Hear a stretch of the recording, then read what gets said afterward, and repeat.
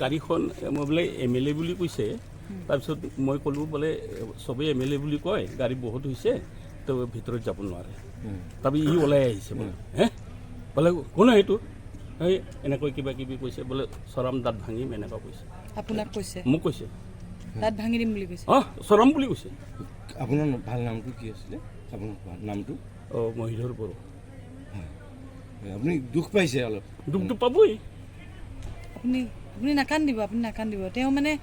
MLA বুলি কৈ মানে বিধায়কক চিনি নোপোৱাৰ কাৰণে কৈছে নেকি তেওঁ মানে কৈছে মোক চিনি পোৱা নাই মই MLA এনেকুৱা ধৰণৰ কথা কৈছে আপুনি সততাৰে কাম কৰি আছে আপুনিতো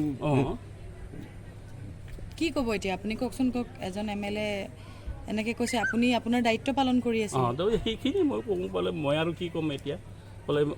মোৰ দায়িত্বটো মই পালন কৰিছোঁ বাছ ইমানখিনি আৰু বাকী মই একো নকওঁ কমেণ্ট নকৰোঁ মই এইটো মোৰ ডিউটি আছিল মই যিখিনি ডিউটি মোৰ আছে সেইখিনি কৰি দিছোঁ আপোনাৰ ঘৰ ক'ত মোৰ সেই বৰপেটা ৰোড ভাল নামটো মহিধৰ বড়ো হয় ঠিক মহিধৰ বড়ো